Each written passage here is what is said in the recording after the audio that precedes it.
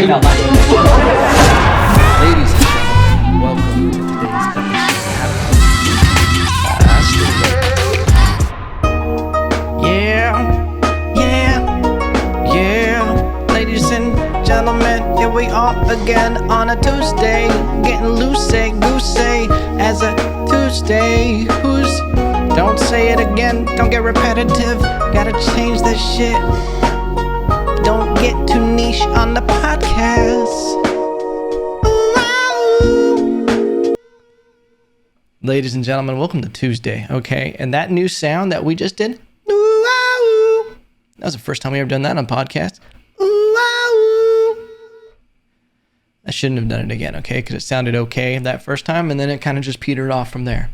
Ladies and gentlemen, if it's your first time to the podcast, welcome, okay? If you stumbled upon this and you're like, where the fuck am I? You're in my world, ladies and gentlemen. Oh yeah, and you going nowhere. Shout out to everybody who gets that reference. All right? Welcome to 7 Minutes in Evan, where we get inside of Evan. For 7 minutes? Nah, bitch, it's longer. All right? That's what she said. Giggity. We're on fire today, ladies and gentlemen. We are on fire today. A lot of shit going on in the world, okay? A lot of shit. We don't even know where to start. That was a callback, ladies and gentlemen, okay? If you've been with the podcast for a minute, you know what's going down. This is poetic, what's happening right now. A lot of shit going on. One thing that I thought we should at least touch on is the weirdest shit ever that goes on with these executives, these businesses. I don't know. I want to be in the room, a fly on the room of these businesses that are like, we need to drum up a little bit of tension for our new shit. Okay? Our new thing that we're doing. And do you know who was guilty of that? M&M. And you might be thinking, M&M, Evan, don't go for him, because subliminal, he's going to dish you. I don't know. Listen. I love M&M. That's not who I'm referring to. What I'm referring to is the M&M's candy. Chocolate-filled candy. Candy. I keep referring to candy because these are candy. These are circular candy. All right? And here's the thing. They had a redesign, quotations, because they wanted to be more inclusive to all body types. Hey, fuck faces. They're not people, they're candy. They're candy. All right? They're sugar-filled, diabetic candy. Are you trying to throw everybody off the trail that your candy are causing diabetes? Part of the obese problem? Bitch, they're already round. How more inclusive can you get as a candy? Which I keep putting emphasis on candy. Because it's not people.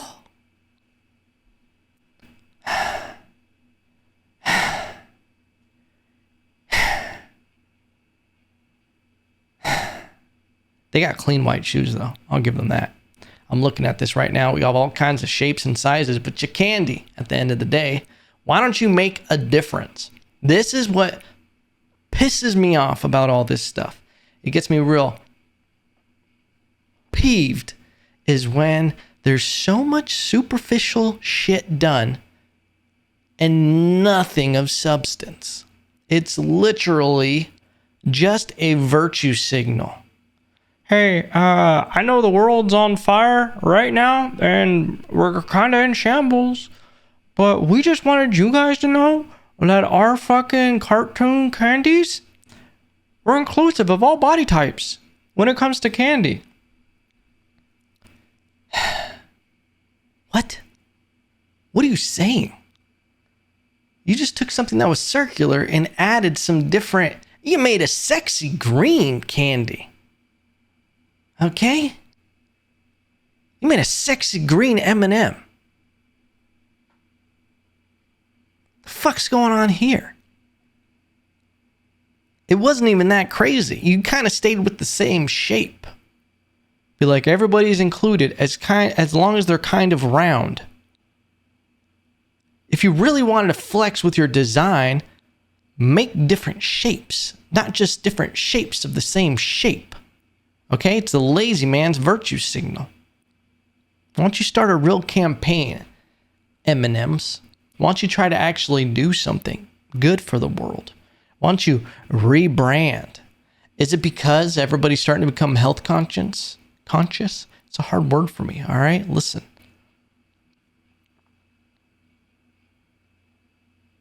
I'm just looking at these things and it's just, there's something that makes me so angry about it, that this is really news and really caught fire and people are like applauding M&Ms because they're taking this stance. Hey, you know what's not a real stance? Anything on the internet, anything that's not taking action. You know what it is? It's a lot of motion. It's a lot of motion and fluff with no real action. Okay? Because you know who did some real fucking action? Hero of the Week, ladies and gentlemen. Do I have a segment for that? No, but let's see what this song does to it. Yeah, ladies and gentlemen, every time I see some virtue signals, I got pissed off. He gets pissed off. I get pissed off. He gets pissed off. I get so pissed off. I would get pissed off if I was you having to listen to this shit, but I'm only human. But you know who is the hero of the week? Mark Cuban. I mean, it worked out in there, okay? We pulled it off, okay? Whether you liked it or not, I enjoyed that. Hero of the week, Mark Cuban, to me, opened an online pharmacy where prescription medication is going to be made available for people at affordable rates. This, if I had a clap, what is this? That's for you, Mark Cuban. Listen, as someone who cares so much about this, shout out to Mark Cuban for doing this. And this is what we need more of. Billionaire Mark Cuban launches online pharmacy with generic drugs at affordable prices. Some of them, he only added a 15% markup and a $3 pharmacist fee and additional $5 for shipping. Completely understandable. The issue is when you're like, well, there's still 15%. That is nothing compared to some of the markups that these pharmaceutical companies have on some of their medication. Some of them are like 1,000% increase.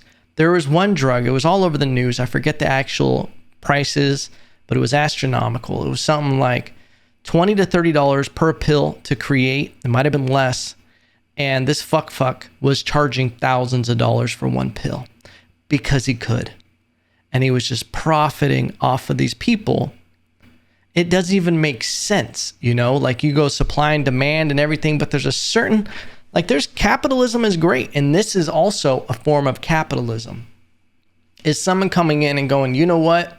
This is the real value and this is what people should be able to pay. That's why I think it's ridiculous when some companies want to charge these astronomical numbers and do these things when in reality, they're taking advantage of a controlled market. That's what's fucked up. And it's been my biggest thing when it comes to health, fitness, lifestyle, nutrition. Your boy's been about it. Okay. Listen, I started off my journey, little fat kid. All right. I ate a lot of chicken sandwiches with mayo on them.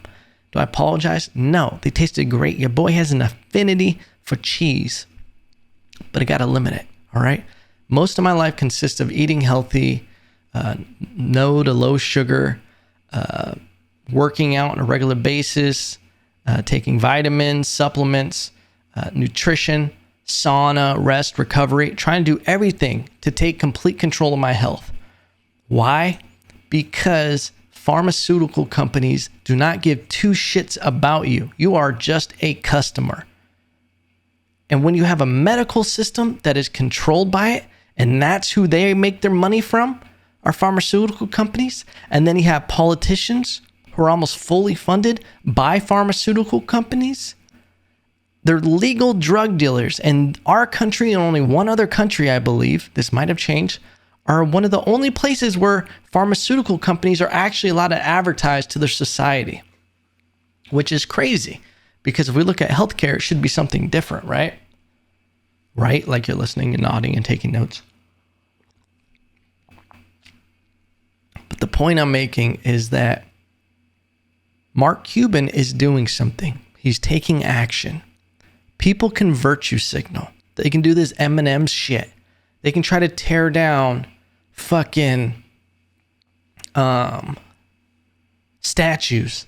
They can put these virtue signaling posts on social media. They can have these opinions and pretend to stand with certain people. And all this stuff that's happened in these past couple of years, it's all been super hyper, blown out of proportion. But then it's all just motion and it's fluff and there's no action. And then Mark Cuban took action. He actually created a system that will help people.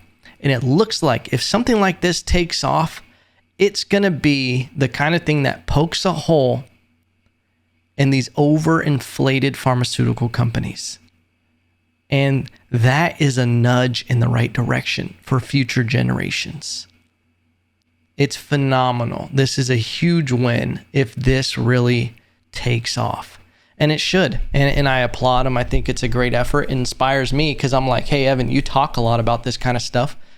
Why don't you find a way to actually help people? Why don't you find a way to actually get involved in it? And you know what? Mark Cuban, you've inspired me. I'm going to eat a Cuban sandwich. That's what I'm going to do to try to help people. Okay? And just bring more awareness to what you're doing. I'm going to virtue signal about Mark Cuban, but that's going to be the way I do something about it. I'm just kidding. But I do think it's great. I think it's great.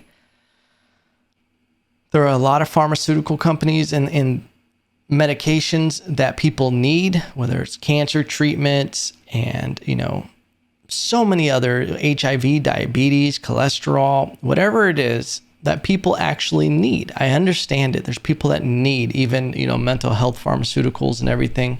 I understand there's something for that. I believe in healthcare in a holistic approach from start with the base. Start with, are you eating well? Are you sleeping well? Are you resting and recovering and dealing with stress? Are you doing everything that you can for your meat wagon before you need those kind of things? Can what you're doing be, moved away with health, with taking care of yourself first? Is it stuff that you can do on a regular basis that you can, fix these issues before you ever even have to deal with pharmaceuticals? I remember, I know I've talked about this before, and I'm sure someone is annoyed hearing it again. I had this issue with getting a rash. They didn't know why I was having it. I was breaking out in hives on a regular basis, daily. My head would burn, everything.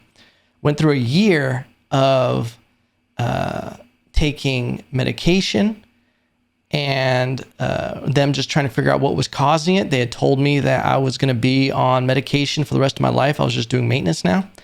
And I literally was like, no, fuck this. And I remember the medication made me feel weird. I didn't like it. It made me feel almost depressed because one of the things I was taking, the side effects were suicidal thoughts and actions. And its B action was for histamine control, but its A function was for mental health, like depression. And I'm like, hey, this can have counter effects. This isn't worth it if I'm taking this and now I'm depressed, but my skin's not having a rash. The fuck? So your boy went down the rabbit hole. I went, okay, I need to start working out again because I was trying to rest. I was told to stay out of the sauna, not to sweat too much because it'll exacerbate the issues. Literally was told all the opposite things of what I should have been doing. So I started going to the sauna again. I cut out dairy and gluten, and that completely it all went away. The problem fixed itself. And that's one of the reaffirming things that I was doing the right things, and even before that, I remember I got super stressed out. When I was in nursing school, I got pneumonia, literally had to fly home to be treated for pneumonia. Started going to, because I was under so much stress, my blood pressure was really high. The doctor put me on Xanax. I only did one run. Like he gave me like a 30-day supply of Xanax.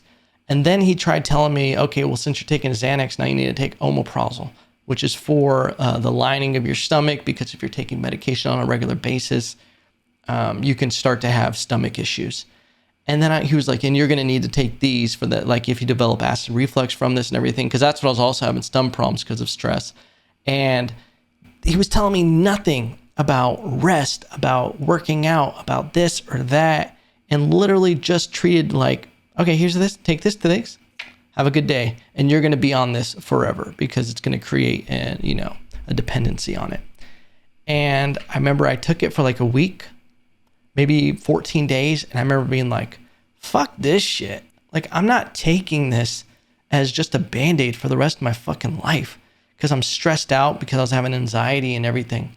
And I literally was just like, I'm done. I'm going to start working out again.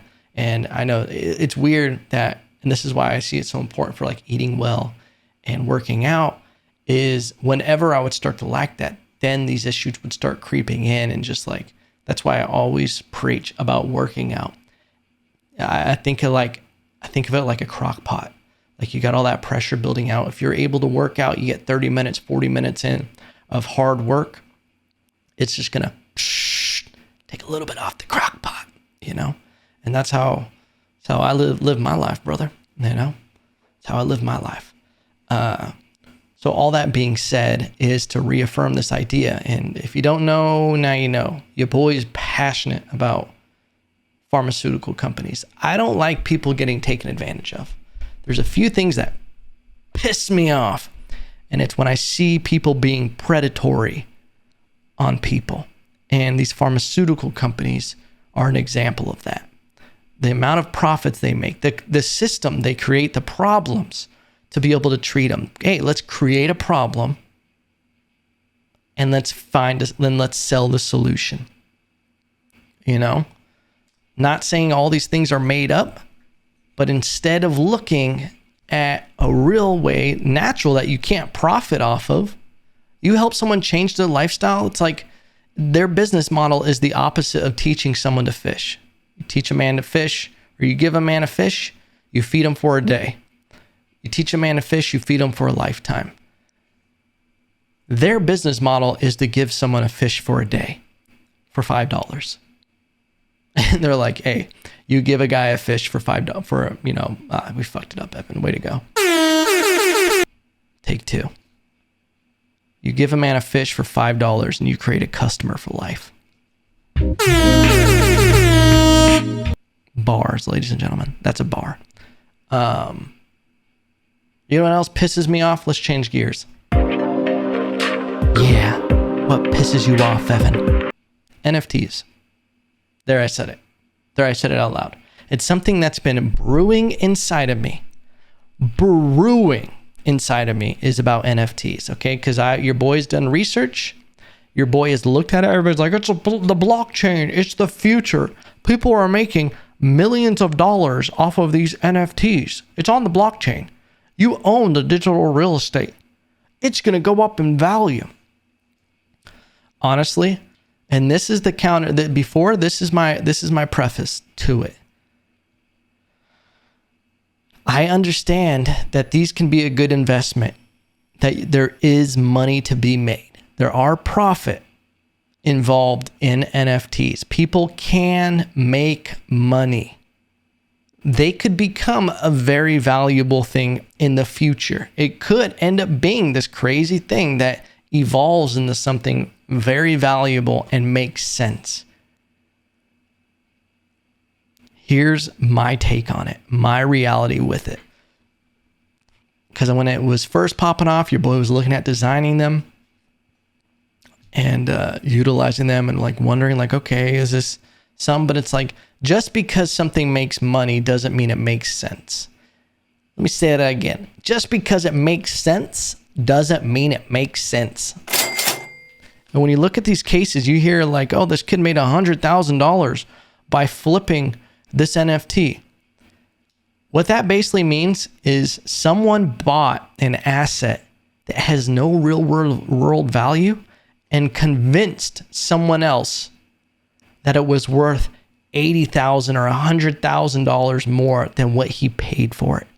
Even if there is no direct correlation with the value, it's all speculation on what this thing is going to be in the future.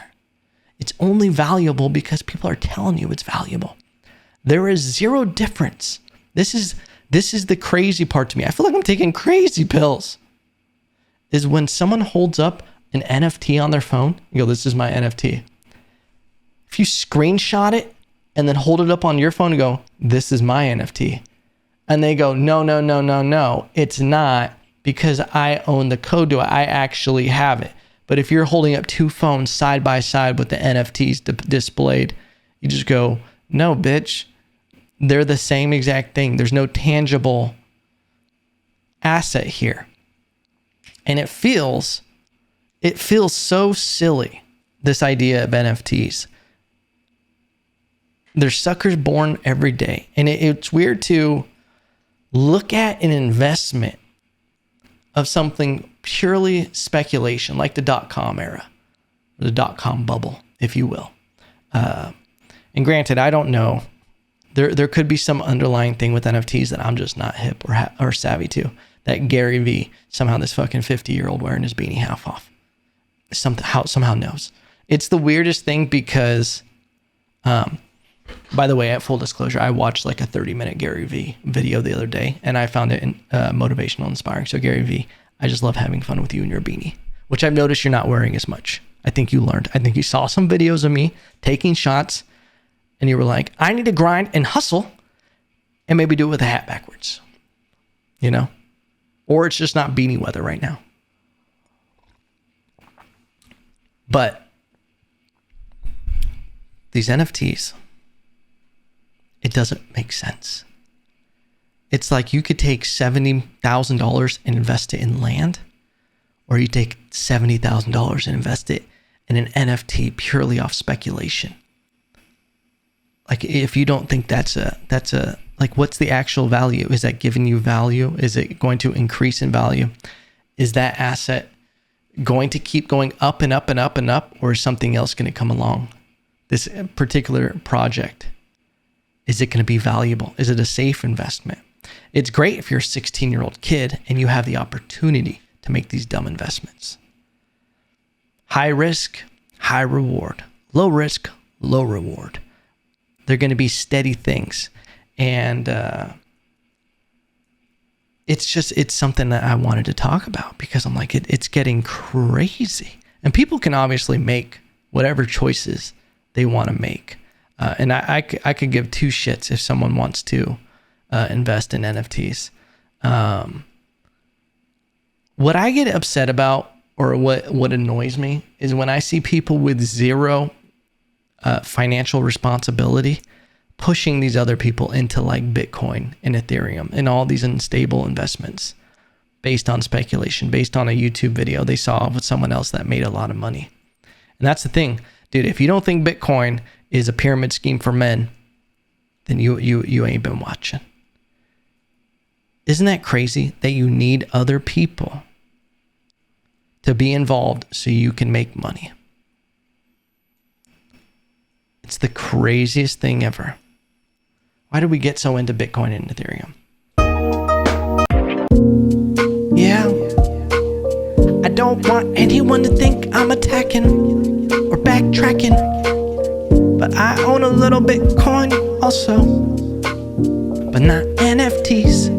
And if you do, don't fuck with me unless you give me an NFT worth $1 million or pesos. Whatever Jeff Bezos says, that weird fuck. Listen, I have nothing against Jeff Bezos. I'm just taking shots in this episode, and I'm not sure why. Okay? I'm not sure why, ladies and gentlemen. But we're getting through it. Ain't nothing to do it. But I wonder if you guys hear that ringing that I'm hearing in my headphones. It's been a little distracting. I'm wondering if it's just on my side. I'm hoping. So we're pushing through it. A current event that just happened. A lady tried to purchase a kid. And this is in my new home state of Texas. A Texas woman arrested for allegedly trying to purchase a child at Walmart for $500,000 because she wanted him. Rebecca Lynette Taylor, shout out to Rebecca, screamed she was going to take blonde hair, blue-eyed infant. First of all, these fucking headlines. Who gives a shit if it had blonde hair and blue eyes? She tried to purchase a 1-year-old boy for $500,000 from his mother as she queued in a Walmart self-checkout line, authorities say. She inquired to the mother. She liked the boy's blonde hair and blue eyes and inquired how much she could buy him. I'll paraphrase, but the mom awkwardly laughed it off and was just like, okay, you're psycho. And then she followed her and was like, no, really, I'll give you $1 million. I have to have him. And people are treating this, I was reading comments about it, as if it's a real fucking thing. Like she had the money in the bank. A couple things.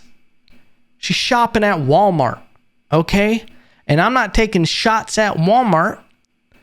But what is she doing with $500,000 to $100,000 or $1 million in Walmart? You want to have a baby addicted to Mountain Dew? Buy it from Walmart. Buy it from Walmart. See how that works out for you. You know what you should do? Go to Target to buy your infant. I feel like it's going to be a little bit higher quality. Maybe a better return policy. I think they'll take it without even the packaging. After 60 days, you can't get that at Walmart. If you want an organic infant, go to Whole Foods. Yo, you go to Whole Foods, you're going to get a baby that smells like paprika. Or some weird lavender soap. But it's going to be a grass-fed infant. You go to Whole Foods. Listen. But I'll tell you right now, if you're trying to buy a baby for $500,000 at Walmart, you can expect to pay about $2.5 million at Whole Foods. That's just being real with you. But it's going to be organic, and it's going to come from a little boutique. It's going to come from something like Sally's Silly Sun. It's boutique and babies. It's going to have a cool little story. It's going to be packaged nicely. That's the good thing about Whole Foods. But if you're really trying to buy a baby as an investment, fuck NFTs, infants. If you really listen, we talked about on the last episode about how many infants I could fight, and the number was infinity and stands at infinity. Some people said they could only take six toddlers. I could take 6 toddlers with one leg. I just I do one windmill. Toddlers gone. That was aggressive. But me being functional and really thinking about it, you know where I'm buying my infant? Home Depot, baby. Home Depot, baby. Why? Because I feel like if you buy a baby from Home Depot, they've obviously are there for a reason. Somebody in that bloodline is a handyman. They're there for a reason. They're buying tools. That baby is seeing all of this, seeing all these tools. It's going to learn how to use them. It's going to be a hard-working baby, okay? It's going to come with a pair of work boots. Maybe a nice, what are those jackets that everybody has, but no one actually does work in them? What's that expensive brand that everybody wears? Carhartt. Get yourself a Carhartt baby, okay? Baby comes in a goddamn 4x4 baby truck. Buying a baby from Walmart. People think it's real. People think, I saw people commenting, they were like, What an entitled, privileged woman to think that she could just buy someone's baby. Oh, you thought this bitch was serious? I say bitch with all due respect. But you thought this bitch was serious? She was out here really in the market for babies? It's a goddamn mental health problem. You think she was actually going to go through with the transaction, that she had that kind of money? You don't think this was a breakdown? Oh, I'm sorry. Get out of here with that shit. Real quick, we'll end on this note. Yeah. We'll end on this note. I was watching a movie yesterday. Old movie. I only watched it because I would watch it as a kid because we had it on VHS. And sometimes I like to go back and like watch a movie that I saw only as a little kid to understand it as an adult and be like, wow, I never understood that storyline. So I watched the movie The First Night with Richard Gere, Sean Connery, great impression of it. And I forgot the woman's name in it. Typical toxic male energy. But there's one scene where they have all these people underneath the fucking, like a barn because they're being attacked. And the barn's on fire and smoke and everything is coming down. And there's one little baby just crying and screaming and looking up in such fear. Just like, ah! And you know what's crazy? That little baby had no idea it was a movie. Who's paying for that therapy? These baby actors need some goddamn representation. Because there's other babies at Walmart that are getting offered to be bought for $500,000.